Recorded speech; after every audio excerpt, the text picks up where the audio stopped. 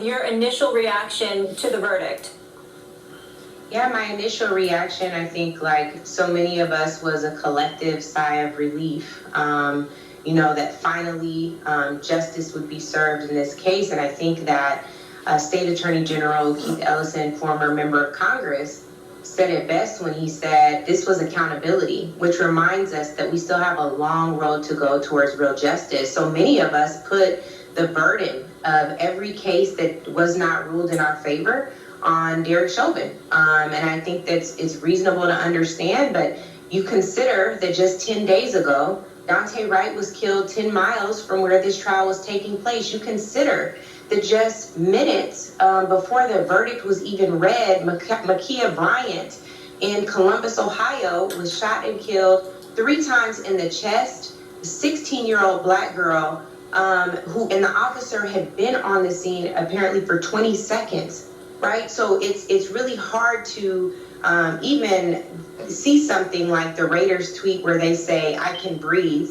I understand they were referencing George Floyd's brother's comments, but we can't breathe yet. We can't breathe because Eric Garner couldn't breathe, but perhaps his video wasn't long enough. We can't breathe because Manny Ellis, from where I'm from in Washington State, was choked and held down by not 1, not 2, not 3, not 4, but 5 officers.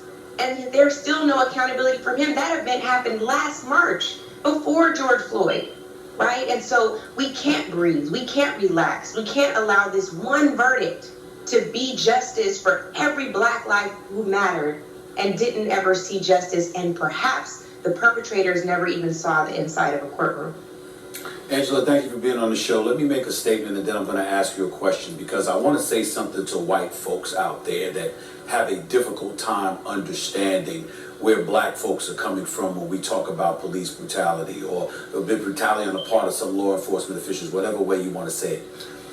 Dylan Roof goes and shoots 9 people in a church in South Carolina, and he ends up arrested. Somebody walks into a supermarket in Colorado who's not black. They end up arrested after killing 10 people. But unarmed black folks find themselves dead. That is a very, very difficult thing to comprehend. And so for me, Angela, I bring this question to you. You talk about how we can't drop the ball. We got to stay on it because, again, we got the verdict. This is just one case. As far as I'm concerned, Angela, this case ain't over. The judge gets to decide how much time this guy is going to get. And that's been a focal point for me since this show started this morning. The judge gets to decide, it's a concurrent sentence because it's a state crime, not federal, so it's going to be served concurrently, not consecutively. As a result, they can go after the 40 years, which is the stiffest penalty, the stiffest charge for the second-degree unintentional murder. But still in all, the judge can sit up there and give him half that. And in the state of Minnesota, if you have no criminal record, which this officer apparently did not, you usually only serve 2/3 of your sentence, which means we're talking about 12 and a half years. We got cats dealing weed that serve more time than that. So I asked the question to you, Angela, how concerned are you and how concerned do you think we should be as an attorney? Knowing what you know, how concerned should we be about this judge and what this judge is going to do in a case like this? Well, Stephen, you bring up a great point, and I will tell you, most of yesterday afternoon, right after the verdict was read, I was saying the same thing, like, now we got sentencing. This sentencing hearing will be held the day after Juneteenth, which hopefully for us, knowing that was our true Emancipation Day, means something good in our favor. But I could totally understand and appreciate the tension, the unreadiness, the uneasiness, and the anxiety that you feel around sentencing. We know that black folks get stiffer penalties and stiffer sentences for far less. And I think that the reality that is before us is this is another teachable moment about how important it is for us to engage in our civic power. What am I talking about? Judges, in so many instances, are elected, right? The ways in which laws are enacted, enforced, are things that can be dictated by who we put into office. And so those are the things that we need to start taking into consideration. They ended up with a good jury. Sometimes, as you know, Stephen A., that's not always the case. Jury duty is a part of your civic power and responsibility as a registered voter. Saying all of that to say, no, we shouldn't just relax. No, we should not brush this aside. Yes, we should be highly concerned about what this judge does, in particular, because he decided to address something that Congresswoman Waters said while on the ground in Minneapolis, that people who are supporters of BLM, Black Lives Matter, and protesters should be more confrontational. For whatever reason, in the minds of some scared white folks out here, that sounds like violence. I don't understand why. Confrontation means to me to be sure and clear about where you stand, about making your demands, about ensuring that justice is in fact served. But for whatever reason, this judge in this case, the one that you're so concerned about, rightfully so, chose to bring this up to the defense team when they said that this was grounds for a mistrial, her remarks. So he said to address it on appeal, of course, not necessarily encouraging appeal, but letting them know where this could be addressed. But the fact that he would say it's inappropriate, it gives me great pause. I don't know what he'll do.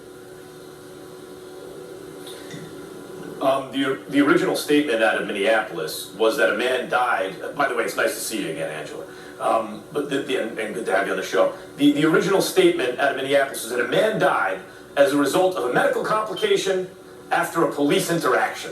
And then we see the video of what actually happened.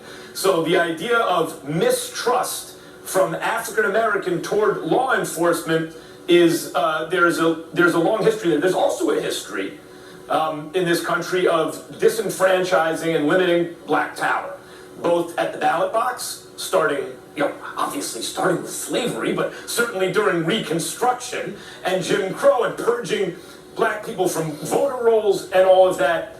But now what we also see are the following measures being taken. There's voter suppression, a law just enacted in Georgia. No, it expands voting rights, to people in rural areas. It makes it harder for people in urban areas. And there are also in these state legislatures all these anti-protest bills, where the idea is that it makes it more difficult to stage the kind of protests with the backdrop of a pandemic in this case, but to stage the kind of protests that raised awareness that probably contributed to a just verdict in this case. What are your thoughts on the kind of organized plans afoot to limit black voices and black power? Yeah, it's a great question, and Max, it's good to see you too.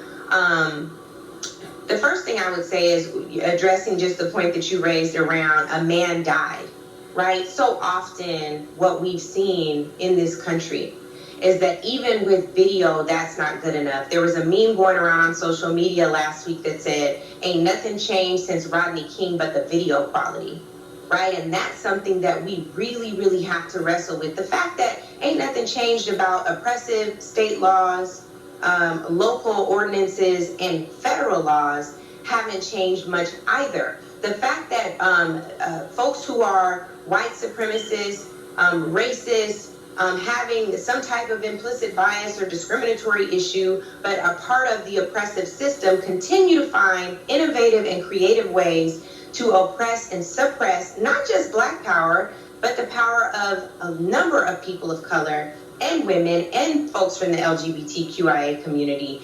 That's not new either. So people are all of a sudden surprised by voter suppression efforts, but they shouldn't be, because there were these same efforts taking place right after the election of Barack Hussein Obama, right? There were more than 140 state legislatures who tried to adopt or enacted voting rights legislation, dialing back of voting rights, ending early voting, cutting back the number of ending absentee voting, cutting back the number of early voting days, making folks have to produce voter ID. Now, it'll be a misdemeanor if you give somebody water at the polls, right? These are the kinds of things that happen when people step into their power just a little bit.